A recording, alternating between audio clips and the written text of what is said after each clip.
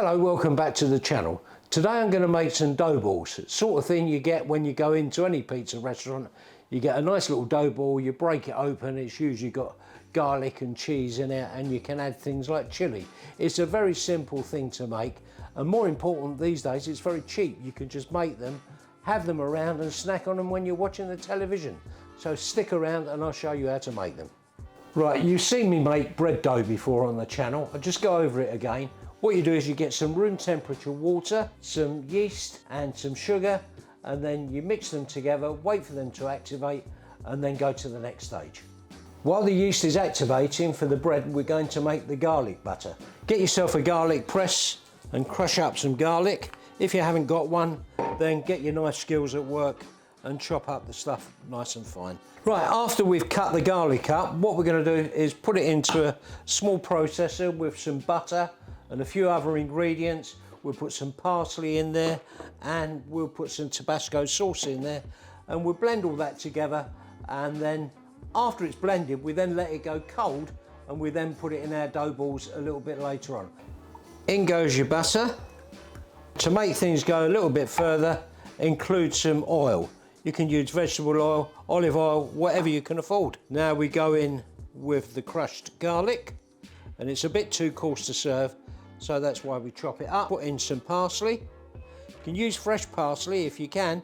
I don't happen to have that, I've only got dried at the moment. And now we go in with a few drops of the Tabasco. Don't be shy, you want to taste it. Right, we'll now put this onto our little mini processor. Use any processor you've got, and then just blend this up. Right, once that's done, take it, put it into another bowl so that it's a bit easier to put into your dough balls. Now we've made the garlic butter, the yeast mixture has risen, and what we're going to do is make the bread. So we'll give that a mix up. That has come up to a really good thick consistency. Bit of a well in the middle, and then we'll pour in the yeast mixture. Give that a stir around.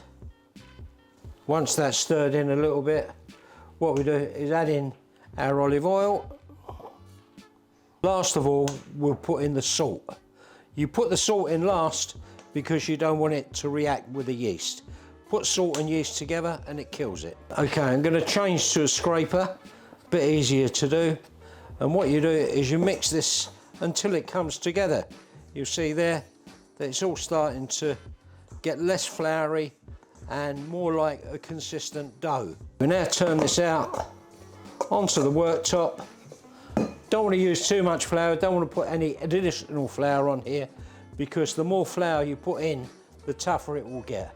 And you just start to move this back and forward in this motion, and you do this for 8 minutes until it comes to a nice dough.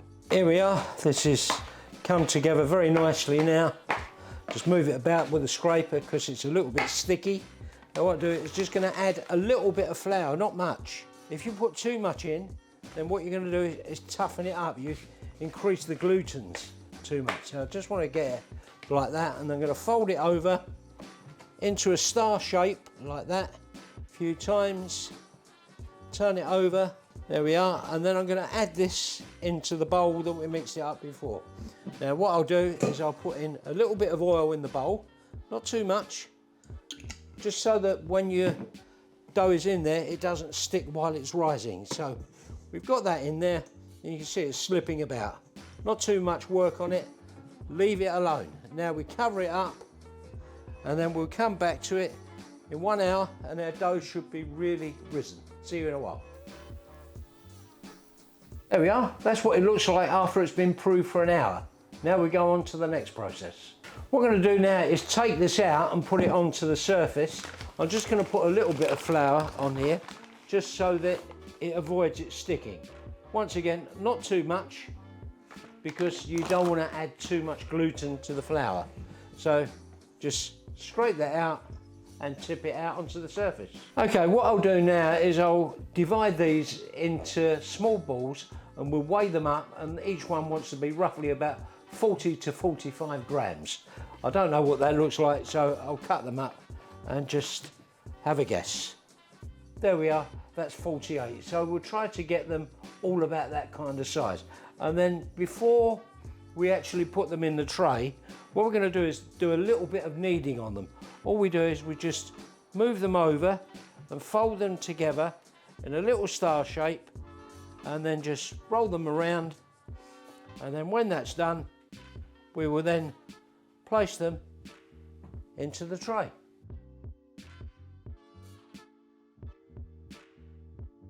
Right, having formed the balls, round about 40 to 45 grams each, place them in here, cover them with a towel and prove them for another hour. See you in a bit. Right, here we go. The big reveal, look at that. Huge balls. Come out really big. It's the last time they're proved. What we do now is we start to move them apart and then put the garlic butter and cheese inside them. When you do this, you're going to need a little bit of flour, because what will happen, this has been very sticky laying there, and you need to take them apart, and they're going to break apart a little bit. They're going to degas essentially. So a bit of flour on your hands, roll them about, and then the next stage what you do is you compress them so a little bit like a pancake, like that, and then get yourself some garlic butter, not masses of it, just a little bit of garlic butter there, and then you just fold it together. So you move that over to there like that, and you get them into what's called like a little pinch ball, and fold them over, and then put them in your hand and roll them up, and then when they're a ball like that, you then put them back in there, ready to go in the oven. Right, in a few of these, what we're also going to do is put some cheese in. You want a gooey cheese, a bit like a mozzarella, but what I've got here is a Gruyere, and this goes nice and stringy as well. And you only want a small amount. Open that up like you did before, and then put a little bit of garlic butter in, spread that on, and then a little bit of cheese inside. And then when that cooks, that will melt, and it'll give a lovely gooey taste. What I've done is I've filled all the dough balls with cheese and garlic and some with chilli, just to give a bit of a laugh. And then the final part of it is we coat them all with some more garlic butter before we put them in the oven. Good coating of garlic butter over the top helps them go golden brown, and also adds a little bit of crispiness to them as well. Once I've coated all of these, I'm going to put them in the oven for about 20 minutes at 180, and that should do it. I'm also going to include a little bit of steam in there. I'll put a bit of hot water in the bottom of it in a tray, and that helps bake it. I'll put some black sesame seeds on them, some white sesame seeds on these, and a few chili flakes on the top of it. Bit different to what anybody else does. Now I'm going to put these in the oven, and they're going to go in the oven, as I said before, 20 minutes, 180 degrees. Here they go in the oven, and I'm also going to add in some water, and what that does, it creates a steam. Steam is very, very good when you're baking. Mind you don't burn your hands, but this is a great way of baking. I do this when I make the loaves, and it makes a lot of difference. There you go. We'll see you in about 20 minutes. Here we are. That's what they're like after they've been in the oven, and they look just about ready to me. Okay, I'm going to put these on the rack to cool down. Can't eat them straight away because they're too hot. So after they're cooled down, we'll get enjoying them. Right. Here we go. Time for the tasting. We're back. What, you picking one? I'm picking one? Yeah, get one each. I've got one. I think it's just plain. Nice. Yeah, so, yeah, I like it. I mean, they feel as a dough ball should. Like something you get from, I don't know, like a pizza takeaway. I don't get out very often, I wouldn't know. Or like a pizzeria. I don't know if you can see it, but they look like tiny little rolls. I think I've got the focus on us, but I'll show a close up. Yeah, it's got. They are really, really good. Yeah, it's got a bit of cheese in it. Break it open. Might be better if you put mozzarella cheese in there, make it a bit more stringy, but I didn't have that. Just use what we had in the fridge.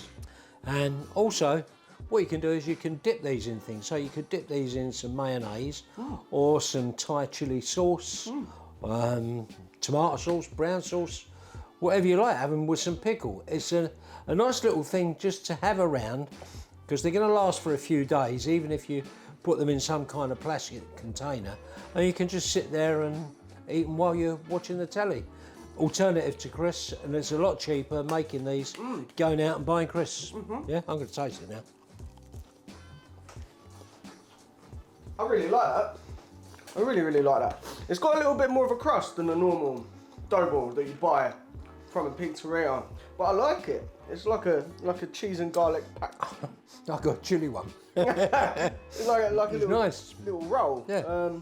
Yeah, well done, mate. Good that, I enjoyed it. Yeah, I think it's a little bit different to what other people do. Yeah. And it's all a bit of fun, so That's it. try and make it and see if you like it. We enjoy doing it, and we got a good result at the end of it. We're going to sit down, watch the football, And inhale them. and have these. Thanks for watching. Thanks for filming, Jack. That's right. Thanks, guys, and we'll see you all again next week. Yeah, see you soon. Bye.